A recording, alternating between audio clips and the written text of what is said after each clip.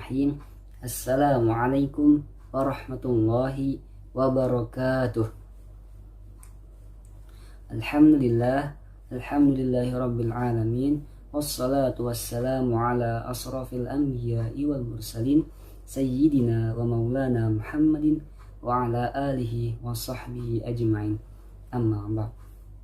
Alhamdulillah, pada kesempatan kali ini kita bertemu lagi dan melanjutkan pembelajaran pada mata pelajaran Al-Quran Hadis kelas 12 Aliyah MAN 1 Banjarmasin. Nah, sebelum kita mulai pembelajaran, alangkah baiknya kita membaca basmalah bersama-sama. Yuk kita baca basmalah dulu. Bismillahirrahmanirrahim. Semoga setelah kita membaca basmalah, kegiatan pembelajaran kali ini akan berjalan dengan lancar. Amin, amin ya rabbal alamin. Ya. Jadi pada kesempatan kali ini kita akan membahas bab ketiga, yaitu melestarikan lingkungan. Apakah anak-anak tahu melestarikan lingkungan itu bagaimana? Pasti anak-anak pasti tahu ya. Nah, jadi di sini kita akan membahas sedikit tentang ayat-ayat yang berkaitan dengan melestarikan lingkungan. Nah, sebelum Bapak ajak untuk mengenal apa saja ayat-ayat yang berkaitan dengan melestarikan lingkungan, nah, Bapak ada dua buah gambar. Nah, ya inilah. Nah, jadi ini ada dua buah gambar. Nah, ada 2009 dan ada yang 2019. Nah, Bapak harap anak-anak mengamati dengan baik ya gambar-gambar yang Bapak tampilkan ini. Nah, setelah anak-anak mengamati dengan baik, bagaimana dan apakah ada terbesit dalam pikiran anak-anak perbedaan dari dua gambar ini? Nah, setelah itu uraikan pendapat anak-anak tentang gambar-gambar yang Bapak tampilkan ini sesuai dengan pembahasan kali ini, yaitu melestarikan lingkungan. Ya, alhamdulillah. Selanjutnya kita akan memasuki pembahasan pada kesempatan kali ini, yaitu melestarikan lingkungan. Nah, jadi tujuan pembelajaran pada pembelajaran kali ini ialah menganalisis ayat-ayat Al-Quran yang berkaitan tentang kerusakan alam semesta. Nah, jadi di sini Bapak ada satu pembahasan, yaitu menganalisis ayat-ayat Al-Quran yang berkaitan dengan kerusakan alam semesta. Nah, jadi anak-anak dengarkan Bapak dulu ya. Bapak akan membacakan surah Ar-Rum ayat 41 sampai 42 yang berkaitan tentang pembahasan kali ini. Dengarkan dengan baik dan seksama. A'udzu billahi minasy syaithanir rajim. Bismillahirrahmanirrahim.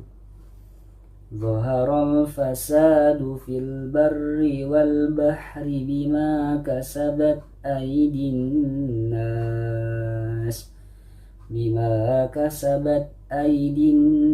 nas liyudhiqahum ba'dalladhi amilu la'allahum yarji'un.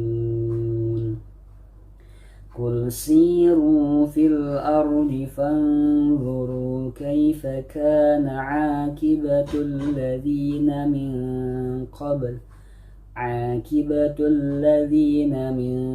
qablu kana aktsaruhum musyrikin. Yang artinya, telah nampak kerusakan di darat dan di laut disebabkan karena perbuatan tangan manusia, supaya Allah merasakan kepada mereka sebahagian dari akibat perbuatan mereka sendiri, agar mereka kembali ke jalan yang benar. Katakanlah, adakanlah perjalanan di muka bumi dan perhatikanlah bagaimana kesudahan orang-orang yang terdahulu.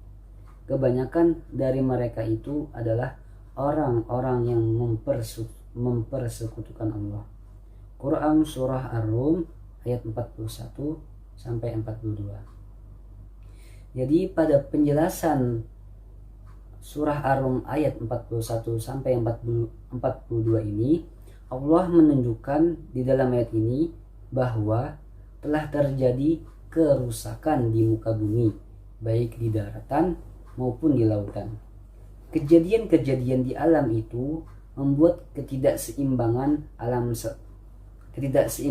semesta ini, seperti perubahan musim, cuaca yang ekstrim, bahkan sampai kemarau yang berkepanjangan yang menyengsarakan manusia. Allah juga menjelaskan pada ayat ini, yaitu kepada manusia, bahwa kerusakan yang terjadi di muka bumi ini adalah karena perilaku manusia itu sendiri.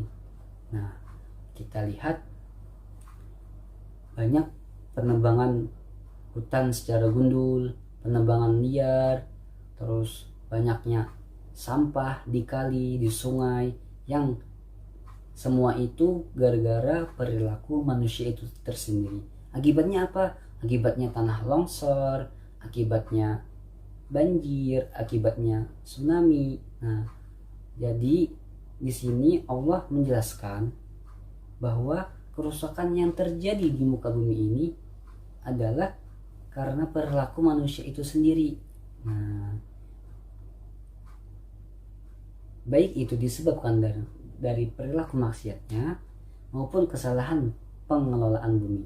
Nah, jadi baik perilakunya ataupun pengelolaan buminya yang tidak baik, itulah yang membuat terjadinya kerusakan di muka bumi ini. Namun demikian, Allah Ta'ala memberi kemungkinan manusia untuk sadar dan kembali ke jalan yang Allah ridhoi. Nah, jadi walaupun Allah sudah menegur dalam surah ini, namun Allah pun memberikan kesadaran kepada manusia-manusia itu sendiri untuk sadar dan kembali ke jalan yang diridhoi oleh Allah. Ke jalan mana? Ke jalan yang benar, jalan yang diridhoi oleh Allah Subhanahu wa Ta'ala. Allah juga memerintahkan manusia untuk merenungkan kejadian-kejadian yang dilakukan oleh orang-orang musyrik di masa lalu. Nah, jadi di penjelasan ayat ini, Allah pun mengingatkan kita untuk merenungi kejadian-kejadian yang dilakukan oleh orang-orang musyrik di masa lalu. Bagaimana Pak contoh orang-orang musyrik di masa lalu? Allah menghendaki kita untuk merenungi dan mengintrospeksikan diri kita agar kita tidak mengulang kesalahan-kesalahan orang-orang musyrik di masa lalu tadi. Contohnya tadi merusak ekosistem atau merusak sumber daya alam manusia, sumber daya alam yang sudah diciptakan oleh Allah Subhanahu wa Ta'ala. Terus ada pertanyaan, apakah di masa lalu saja yang mengakibatkan kerusakan di muka bumi ini? Oh tidak. Kenapa? Karena sekarang pun banyak sekali tangan-tangan manusia jahil yang mempergunakan untuk kepentingan dirinya sendiri. Contohnya saja banyak tambang-tambang yang dibangun, misalkan tambang batu bara, tambang minyak bumi. Nah, namun tidak melihat akibatnya. Nah, jadi Bapak punya teman orang hulu sungai. Jadi di sana ada proyek yang ingin dibuka, proyek tambang yang hendak dibuka.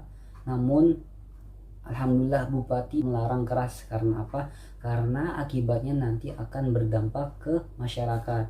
Nah, contohnya saja, Bapak dulu pernah kecil di Jawa Timur, tepatnya di Surabaya. Di sana masih asri, lingkungannya masih asri, alhamdulillah masih banyak pepohonan-pepohonan yang rindang. Namun ketika tambang memasuki perkampungan kami, alhasil banyak lapangan-lapangan yang kosong menjadi rumah susun. Terus tambang-tambang yang lapangan-lapangan yang kosong itu ada juga dibuat tambang batu bara, tambang minyak bumi. Nah, semua isi perut bumi ini dikerok habis oleh pertambangan tersebut. Nah, alhasil pernah kemarin kalau nggak salah teman Bapak waktu di Surabaya mengatakan pernah banjir di sana. Nah, pernah tanah longsor. Akibat apa? Akibat adanya tambang-tambang tersebut. Bukan menyalahkan tambangnya, tapi kita lihat akibatnya. Nah, jadi sesuaikan apa yang kita buat dengan akibat yang terjadi setelahnya. Nah, di sini memberikan pelajaran kepada kita bahwasanya kita tidak bisa meremehkan dalam melestarikan lingkungan ini. Satu hal kecil yang sepele pun bisa mengakibatkan kejadian yang besar. Contohnya saja membuang sampah tidak pada tempatnya. Bapak melihat masih banyak anak-anak, remaja-remaja maupun dewasa-dewasa seperti Bapak ini yang masih tidak peduli akan kebersihan, yaitu membuang sampah pada tempatnya. Walaupun di semua tempat umum, di mana-mana diberikan pemerintah, yaitu buanglah sampah pada tempatnya atau jangan membuang sampah sembarangan. Namun karena kita tidak ada rasa peduli, tidak ada rasa melestarikan lingkungan kita, alhasil hal sekecil itu pun tidak bisa terrealisasikan. Nah, inilah hal yang miris pada saat ini. Bapak pernah membaca artikel negara yang minoritas Islam seperti Jepang itu sangat memperdulikan akan kebersihan. Kita sebagai negara yang mayoritas 80% beragama Islam masih saja banyak sampah yang berserakan, apalagi di Jakarta. Nah, anak-anak kalau update di CNN Indonesia terlihat tambang sampah yang paling besar di Jakarta, di TPS-nya seperti kayak gunung atau bukit gitu. Nanti kalau bukan kada percaya bisa lihat di CNN Indonesia. Nah, makanya di Jakarta adanya pengurangan plastik.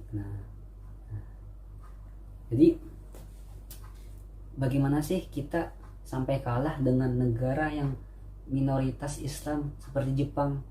Nah, di Jepang saja mulai kecil diajarkan untuk membuang sampah pada tempatnya.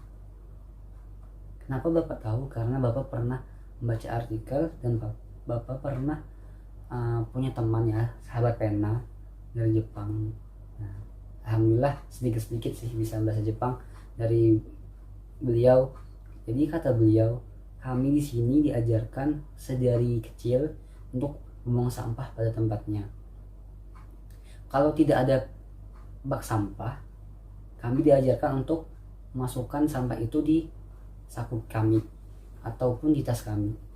Tidak boleh langsung, kalau bahasa Banjar itu langsung timbai di jalanan atau ditaruh di tempat yang kita pakai tadi. Nah, dan setelah pulang, ketika ada bak sampah baru dimasukkan. Wah, Masya Allah, negara minoritas saja sangat peduli akan kebersihan. Bagaimana negara seperti kita, negara Indonesia yang mayoritas agamanya Islam, yang sampai sekarang ini belum paham dan belum mengerti akan kebersihan. Karena kan ada kan kata-kata dari patah Arab mengatakan an-nawafatu minal iman. Kebersihan itu sebagian daripada iman. Kalau kita bersih, insya Allah kita akan menjadi orang yang beriman, menjadi orang yang sangat disayangi oleh Allah Subhanahu wa taala. Contohnya saja ketika kita sholat kita bersih, ketika kita mengaji kita bersih, ketika kita mau tidur kita bersih juga. Karena apa? Karena kita menjaga kebersihan. Tapi sebaliknya, kalau tidak menjaga kebersihan, mau menghadap Allah Subhanahu wa taala yaitu sholat, bajunya pakaiannya lusuh, ada kotoran, apakah itu sah sholat kita? Wallahu a'lam bishawab. Hanya Allah yang tahu. Tapi lebih baik kita menghindari daripada kita melakukan yang tidak baik tadi. Nah, jadi Bapak di sini mengajak anak-anak untuk peduli akan lingkungan kita, yaitu melestarikan lingkungan. Salah satu untuk melestarikan lingkungan ini yaitu satu, ya, membuang sampah pada tempatnya. Tanamkan dalam diri. Negara Jepang saja sangat baik dalam pengelolaan sampahnya. Kenapa kita tidak bisa? Nah, jadi kan motivasi itu. Kalau anak-anak, apalagi anak-anak laki-laki, pasti suka ya melihat Piala Dunia. Kalau nggak salah Piala Dunia 2018 kemarin itu yang diadakan di Rusia, timnas Jepang melawan timnas Senegal. Ketika sudah berakhir, seluruh stadion yang ditempati dalam pertandingan timnas Jepang dan timnas Senegal itu bersih sekali. Anak-anak tahu siapa yang membersihkan? Yaitu supporter Jepang. Wow, sangat keren kan? Semoga saja supporter-supporter Indonesia dan orang-orang Indonesia belajar dari orang-orang Jepang yang sangat peduli akan kebersihan lingkungannya. Nah, walaupun itu hal sepele, jangan diremehkan, karena akibatnya akan berdampak besar di lingkungan kita, khususnya di Indonesia ini. Nah, sekali lagi Bapak mengajak, ketika kita sudah tahu mana yang baik dan mana yang salah, lakukan yang baik dan jauhkan perbuatan kita dari perbuatan yang salah tadi. Contohnya saja kita melestarikan lingkungan ini dengan membuang sampah pada tempatnya, terus mengurangi pemakaian plastik agar plastik di Indonesia ini bisa diminimalisir. Nah, jadi analisis ayat dari surah Ar-Rum ayat 41 sampai 42 tadi mengatakan bahwa kerusakan di muka bumi ini salah satunya itu dari tangan jahilnya manusia itu sendiri. Jadi dari sinilah kita akan tersadar dan kita akan kembali ke jalan yang benar, bahwa kita ini yaitu Abdullah, hamba Allah, dan Khalifatullah, yaitu khalifah atau pemimpin di muka bumi ini. Salah satu pemimpin yang ditunjuk Allah, yaitu kita manusia, pemimpin di muka ini ialah melestarikan lingkungan. Dengan cara apa? Contoh reboisasi. Contohnya lagi kita menanam tanaman sebanyak yang kita bisa. Banyak kan sekarang go green gitu. Nah, itu hal-hal yang baik, hal-hal yang positif, yang baik untuk dilakukan, apalagi anak-anak di masa remajanya nanti, di masa remajanya sekarang, nanti, dan akan datang. Kalau sekarang sudah peduli, insya Allah akan berimbas ke kehidupan masa yang akan datang bukan pian. Dan jangan lupa selalu tanamkan peduli terhadap lingkungan. Itu saja yang bisa Bapak sampaikan dalam materi kali ini, yaitu melestarikan lingkungan. Jadi di sini Bapak akan memberikan soal kepada anak-anak. Nanti Bapak akan menayangkan beberapa potongan-potongan ayat tadi, ayat surah Ar-Rum tadi, ayat 41 sampai 42 tadi.